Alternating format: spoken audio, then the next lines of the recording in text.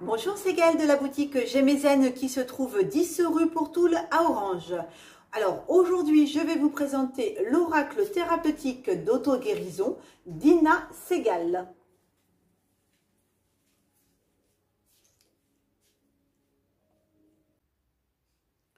Voilà la pochette de l'oracle thérapeutique d'auto-guérison de Ina Segal. Au dos, on va aller découvrir 4 cartes qui font partie du jeu. Et on a le petit texte explicatif qui est le suivant. Reflet de l'ombre et de la lumière de l'existence, cet oracle va vous stimuler sur les plans viscéral, émotionnel et archaïque. En vous donnant accès à des états de conscience plus élevés, ces cartes vous permettront de surmonter les émotions éprouvantes, les schémas répétitifs et les énergies troubles que vous traversez. Elles vous révéleront où vous en êtes dans votre vie, mais elles exposeront aussi au grand jour certaines situations et vous dévoileront les éléments que vous essayez peut-être inconsciemment d'ignorer. Chacune des cartes magnifiquement illustrées par Chris Ortega et Drazenka Kimbell vous aidera à vous rapprocher un peu plus de votre véritable nature. Prenez alors le temps de méditer sur chaque message, son enseignement et sa symbolique pour vous connecter à ce qu'il veut vous signifier. Ce coffret contient 36 cartes oracles et leur livre explicatif de 96 pages. Et il y a une petite phrase sur l'auteur qui est un auteur à succès. Ina Segal est une pionnière dans les domaines de la médecine énergétique et de l'évolution spirituelle. Au mois d'août 2021, le jeu est à 26 €. On va maintenant aller découvrir à l'intérieur du coffret ce qu'il s'y cache. On a déjà le livre explicatif. On va mettre sur le côté en attendant. Nos jolies cartes avec, voilà, qui sont présentées dans un coffret où les cartes sont maintenues. On va les sortir. Alors, attendez, il y en a une petite. Voilà. Voilà, ça on va le ranger là. Alors, donc voilà pour le dos des cartes. La tranche est classique, il n'y a pas de brillance dessus.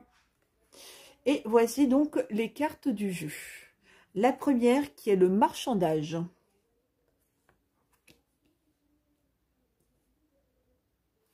La deuxième, c'est l'autosabotage. Les rêves. La sexualité.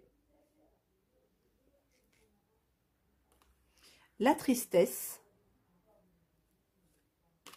Les cycles. L'orgueil. La procrastination. S'ouvrir au changement.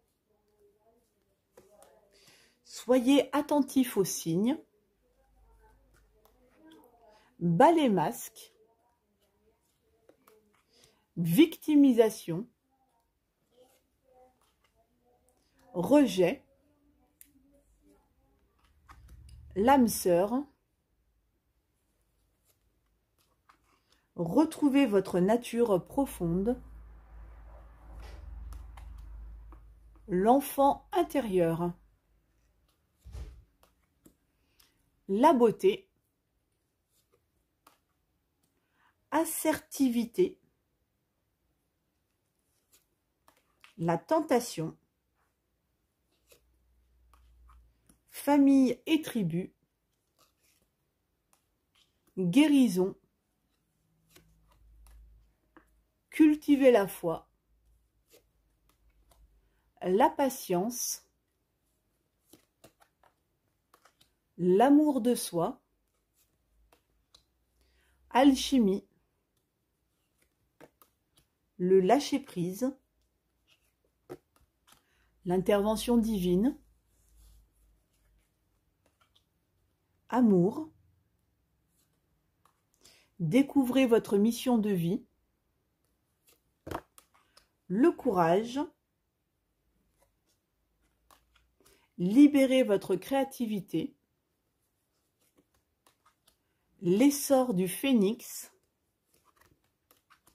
la sexualité sacrée, l'impuissance,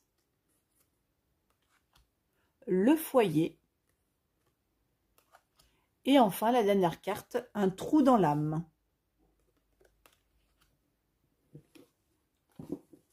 On va maintenant aller voir le petit livret qui accompagne le jeu. Hop. Donc, le petit sommaire au début. Ensuite, on va avoir donc l'introduction. Comment tirer les cartes de ce jeu. On fait soit un tirage à une seule carte pour un petit tirage quotidien, savoir comment va être la tendance de la journée. On peut faire un tirage également à 3 cartes ou à 4 cartes, pardon. Le 3 cartes, on est plutôt sur le passé, présent, futur. Et si on rajoute la 4e, on est avec le petit message global. Voilà. Après, elle donne des différentes méthodes de tirage. Si vous voulez choisir les cartes au pendule ou la carte qui saute d'un jeu et que l'on prend en compte, etc. Et après, bah, vous avez donc les cartes représentées donc en couleur avec le texte qui accompagne et une action à mettre en place pour chacune des cartes qui se présentent, qui sortent du jeu. Voilà, donc ça, c'est pour le livret. On va maintenant aller voir un petit tirage. On va en faire un à 3 cartes et puis après, on en tirera à une carte. On verra ce que ça donne. Donc, hop, je mélange mes cartes puisqu'elles étaient dans l'ordre, histoire qu'elles ne ressortent pas dans l'ordre non plus. Hop. Voilà. C'est vrai que les cartes sont un petit peu larges. Voilà. Mais elles sont très très belles. Ah ben voilà. Donc il y en a une qui... Bon ben on va faire le tirage à une carte avant puisqu'il y en a une qui saute. Et comme c'est marqué dans le petit livre et comme je l'ai déjà fait sur d'autres tirages, voilà, la carte sauteuse, si en mélangeant vos cartes, l'une d'entre elles saute du paquet, cela signifie généralement que vous devez y prêter une attention particulière. Donc, on va aller voir pourquoi il faut prêter attention à la carte numéro 23, donc qui est la carte de la patience. Alors, le message qui accompagne une carte liée à la patience. Vous devez cultiver la patience dans tous les domaines de votre vie. Être patient ne signifie pas baisser les bras ou ne rien faire. Au contraire, la patience vous donne l'occasion de prendre en considération plusieurs aspects de la situation à laquelle vous êtes confronté. Elle vous oblige à vous abstenir de forcer les choses, de vous précipiter et de créer des situations potentiellement explosives. Au contraire, elle vous permet de prendre le recul nécessaire pour mieux appréhender les éléments qui pourraient faire défaut pour la résolution du problème. Si vous ressentez de l'impatience vis-à-vis d'une personne en particulier, préférez-lui accorder un peu plus de temps. Évitez de tirer des conclusions hâtives et d'inventer des scénarios à propos d'une personne ou d'une situation avant d'en connaître tous les détails. Vous avez là une occasion de lâcher prise. Cherchez toujours à découvrir ce qui sous-tend une situation. Plutôt que de vous demander ce que quelqu'un dit ou fait, demandez-vous pourquoi. Votre patience peut également être mise à l'épreuve en ce moment dans le cadre d'un problème de santé en voie de guérison, d'un nouveau régime alimentaire, d'un programme d'exercice ou encore d'une formation ou d'une étude que vous avez peut-être entrepris récemment. Alors, pour la partie action, donc apprenez à vous concentrer sur une seule chose à la fois. Affirmez en vous-même « J'accepte ce qui est sans jugement. Je me sens prêt à pratiquer la patience et la présence. » Respirez longuement et profondément tout en mettant votre attention sur ce qui est. Sentez l'air qui passe à travers vos narines et dans vos poumons. Relâchez les tensions de votre corps et abandonnez-vous à la détente. Devenez un explorateur du moment présent. Ouvrez-vous à la magie, à la beauté et à la sérénité de ce moment. Si vous vous sentez éprouvé ou tendu, laissez-vous traverser par les émotions qui émergent en vous avec l'assurance qu'elles finiront par passer. Donc voilà un petit message que l'on peut recevoir. Voilà la tendance du jour. Eh ben, il faut apprendre la patience, expérimenter la patience. Voilà. Et puis, en quelque sorte également, lâcher prise. Allez, on est reparti sur notre tirage du coup à 3 cartes pour voir un petit peu comment se déroule un tirage passé, présent, futur. Allez, voilà. Hop, allez, on étale les cartes. Le petit bouquin, on va le mettre là en attendant.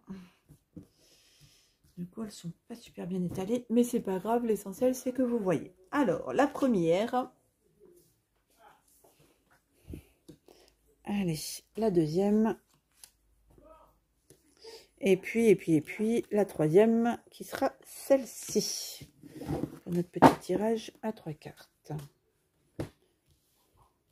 Alors, on a tiré en première carte la sexualité par rapport au passé. En deuxième carte, on a tiré la famille et la tribu en cartes liées au présent. Et enfin, la dernière carte, victimisation, pour la carte liée au futur. Alors, donc, la numéro 4 qui est donc la sexualité. Donc, la sexualité est un élément inhérent à la vie. Embrassez et honorez votre nature intime, sensuelle et passionnée. Prenez le temps d'explorer votre sexualité. Quel rapport entretenez-vous avec cet aspect de votre vie? Vous sentez-vous attirant, désirable et bien dans votre corps, ou bien vous jugez-vous durement? Cette carte vous invite à vous libérer de tout sentiment ou schéma ancien de souffrance, de honte, de culpabilité, associé à votre sexualité. Si vous êtes dans une relation amoureuse, cette carte vous encourage à raviver la joie de la romance et de la passion dans votre couple.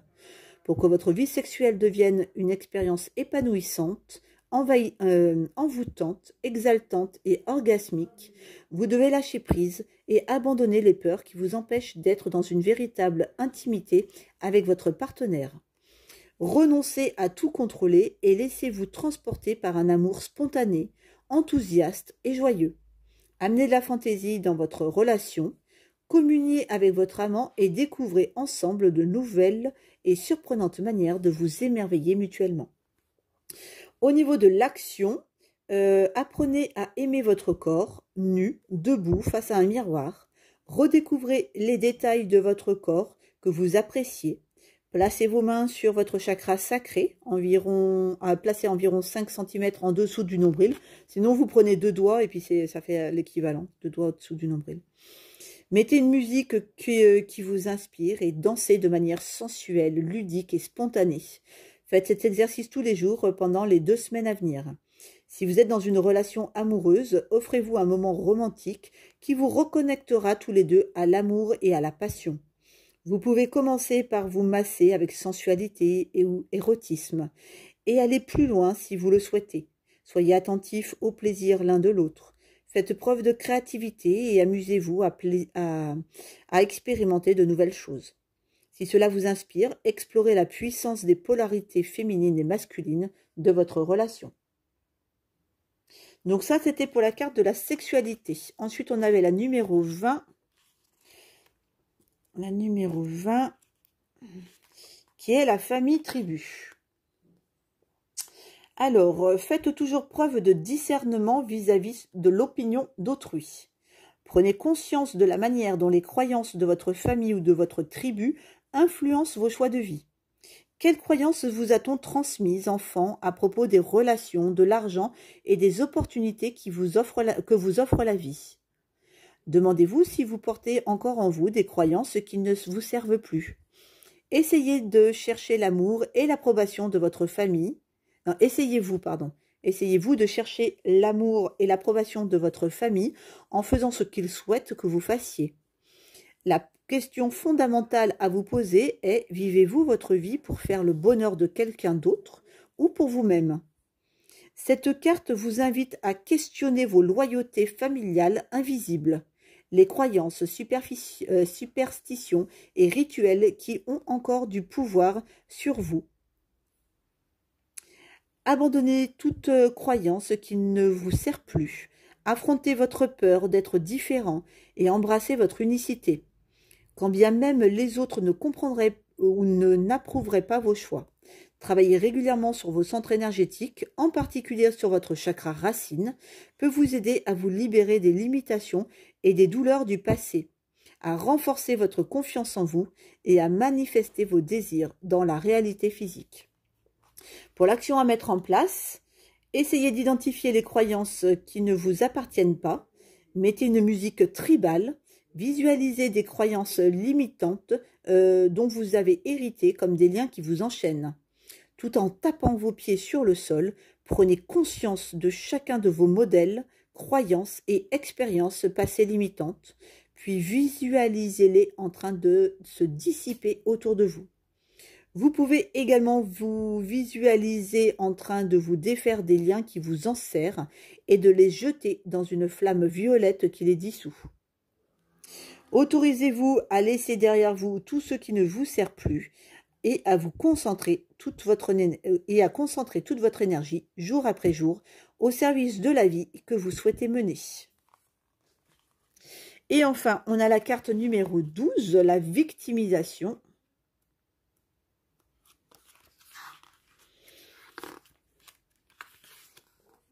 La voilà. Cessez de blâmer les autres et assumez votre part de responsabilité dans les situations que vous créez.